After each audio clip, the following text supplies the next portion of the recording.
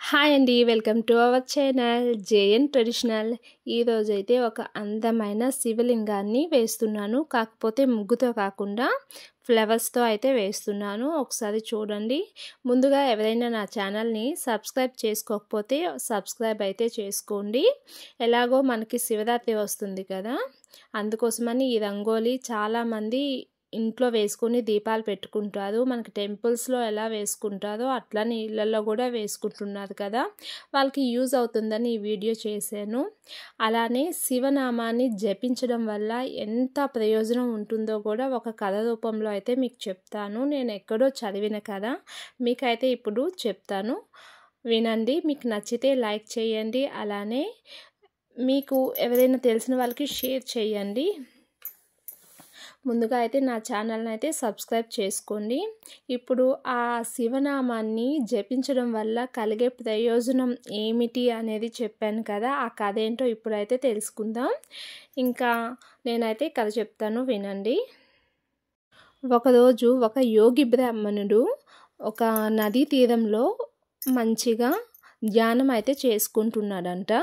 అయితే ధ్యానం చేస్తుండగా అటువైపు వెళ్ళిన కొంతమంది ప్రజలు శివనామాన్ని జపిస్తూ వాళ్ళు వెళ్తున్నారంట. ఓం నమ శివాయ అని కొంతమంది, హరహర మహదేవ అని కొంతమంది, శివశంభో శివశంభో అనుకొని వెళ్తూ ఉన్నారంట. వెళ్తుంటే ఆ మాటలు ఆ యోగి బ్రాహ్మణుని చెవుట్లో పడి అతనికి ఇబ్బంది కలిగి అతని ధ్యానం విరమించుకొని ఒకసారి వాళ్ళ వైపు చూశారు. వాళ్ళు అదేది పట్టనట్టు వాళ్ళు శివనామాన్ని జపిస్తూ వెళ్ళిపోతున్నారు. అలానే ఇంకొంచెం దూరం రాగానే ఇంకొంతమంది నదిలో స్నానం చేస్తూ కూడా ఓం నమ శివాయ అనుకొని రకరకాల పేర్లతో శివుడిని తలుచుకుంటూ స్నానాలు అయితే చేస్తున్నారు. సరే, అది కూడా చూసి ఇంకొంచెం దూరం రాగానే ఇంకొంతమంది ప్రజలు ఏవో పనులు చేసుకుంటూ కూడా శివనామాన్ని అయితే చెప్తూ ఉన్నారంట.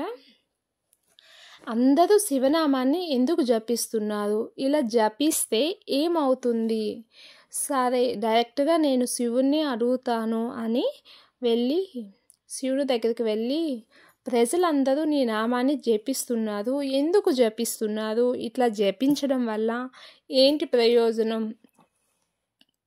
అని అయితే అడుగుతాడండి.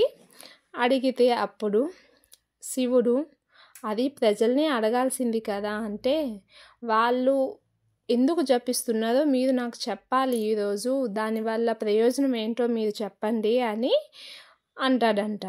అయితే అప్పుడు శివుడు, సరే ఇప్పుడు అక్కడ ఒక కీటకం ఉంది కదా, ఆ కీటకం దగ్గరికి వెళ్ళి నువ్వు శివనామాన్ని జపించు అని చెప్తారంట. సరే అని ఆ కీటకం దగ్గరికి వెళ్ళి ఓం నమ శివాయ అనే మంత్రాన్ని అయితే చెప్పడం జరుగుతుంది. అయితే అప్పుడు వెంటనే ఆ క్రిమి అనేది చనిపోతుంది. అయితే ఒక్కసారి చాలా నిర్ఘాంతంలోకి వెళ్ళిపోతాడు ఆ యోగి బ్రాహ్మణుడు. ఎందుకు ఇది చనిపోయింది, నేను శివమంత్రాన్ని చెప్పగానే ఇది చనిపోయింది, ఎందుకు ఇలా జరిగింది అని మళ్ళీ ప్రశ్నిస్తాడంట శివుడిని. అయితే సరేలే, అక్కడ అందమైన సీతాకోక చిలుక ఉంది కదా, అక్కడికి కూడా వెళ్ళి శివనామాన్ని జపించు అని చెప్తాడంట. అయితే సరే అని ఆ సీతాకోక చిలుక దగ్గరకు వెళ్ళి శివనామాన్ని ఆ మంత్రాన్ని స్మరిస్తాడంట. అలా స్మరించగానే ఆ సీతాకోక చిలుక కూడా ఇంకా చనిపోతుందంట. ఇంకా ఆ యోగి బ్రాహ్మణుడు అలా చూస్తూ ఉండిపోయి, ఇదేం విపరీతం, నీ నామం చెప్పగానే చనిపోతున్నారు, అలాంటిది అంతమంది ప్రజలు అట్లా చెప్తున్నారు అంటే వాళ్ళందరూ చనిపోతారా, అసలు ఏమవుతుంది, అసలు ఏంటి అనుకొని ప్రశ్నల మీద ప్రశ్నలు అయితే అడుగుతూ ఉంటాడంట.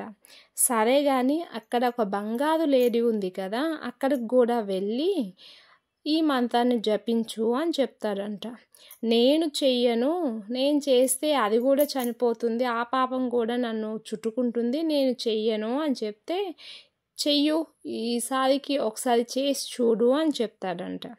సరే, ఏమి జరుగుతుంది అని చూద్దామని ఆ బ్రాహ్మణుడు వెళ్ళి ఆ జింక దగ్గర చెప్తాడంట.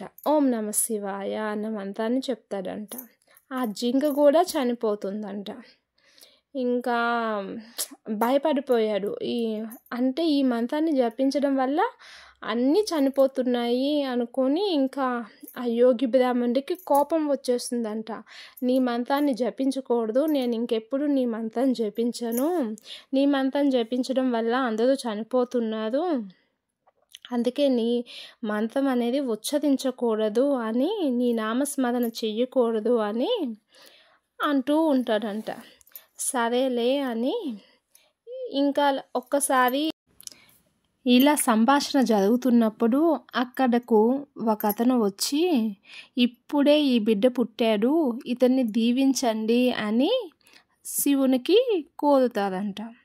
అయితే అప్పుడు శివుడు ఆ యోగి బ్రాహ్మణుడి దగ్గరికి వెళ్ళి, ఈ మంత్రాన్ని ఇంకోసారి ఆ బిడ్డ దగ్గర జపించండి, స్మరించండి అని చెప్తాడంట.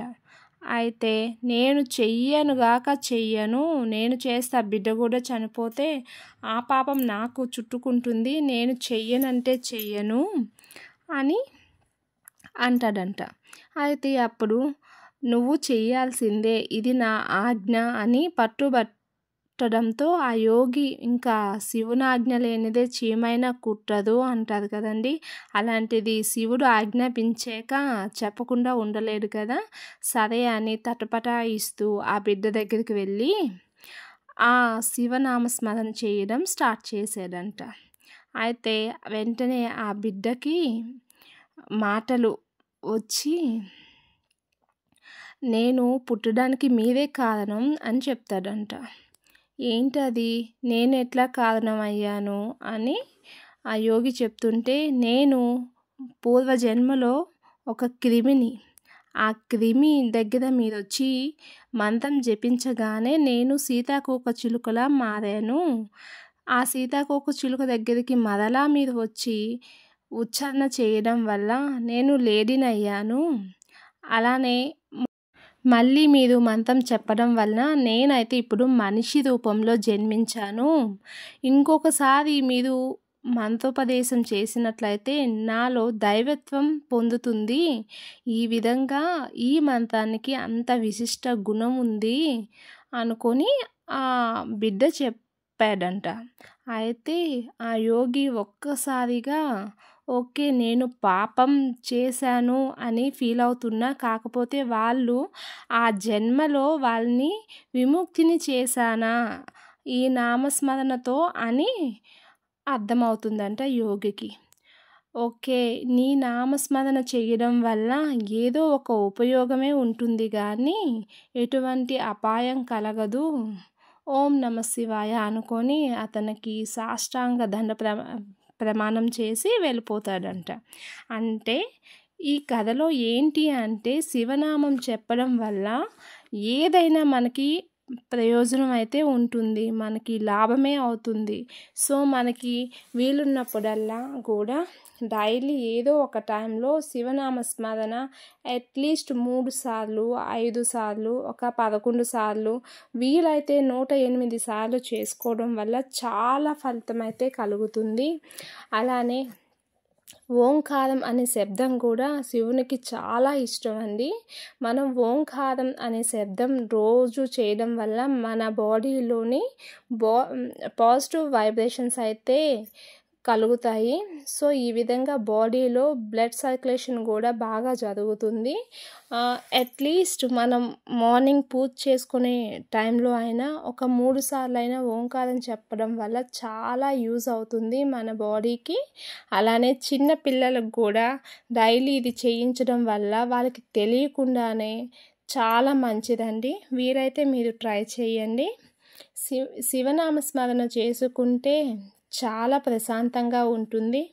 అలానే ఎలానో మనకి ఈ బుధవారం శివరాత్రి వస్తుంది కదండి, ఆ రోజు 11 నుంచి 1 ఈ మధ్యలో శివనామస్మరణ చేసుకుంటే చాలా మంచిదండి. రోజు మొత్తం చేస్తే ఎంత లాభం కలుగుతుందో, ఎంత ఫలితం కలుగుతుందో, అలానే మనకి 12 నుంచి 1 మధ్యలో చేసుకుంటే అంతే ఫలితం అయితే కలుగుతుంది.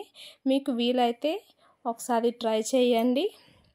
కథ విన్నారు కదా, మీకు నచ్చితే లైక్ చేయండి. అలానే నా రంగోలీ కూడా కంప్లీట్ అయిపోయింది. శివరాత్రి రోజు ఈ విధంగా మీరు ఇంట్లో వేసుకొని దీపాలు పెట్టుకొని పూజ కూడా చేసుకోవచ్చు. వీలైతే ఒకసారి ట్రై చేయండి. అలానే నా రంగోలీ ఎలా ఉంది అనేది కామెంట్ చేయండి.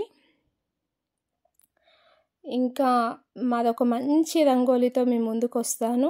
మీకు ఈ వీడియో నచ్చితే లైక్ చేయండి, షేర్ చేయండి. నా ఛానల్ని అయితే ముందుగా సబ్స్క్రైబ్ అయితే చేసుకోండి. ఓం నమః శివాయ, ఓం నమః శివాయ, ఓం నమః శివాయ. ఆ శివుని ఆశీస్సులు మీ అందరిపైన ఉండాలి అని మనస్ఫూర్తిగా అయితే కోరుకుంటున్నాను. ఓకే అండి, కంపల్సరీ మీకు నచ్చితే లైక్ చేయండి, షేర్ చేయండి. నా ఛానల్ని అయితే సబ్స్క్రైబ్ అయితే చేసుకోండి. Okay, thank you, bye bye.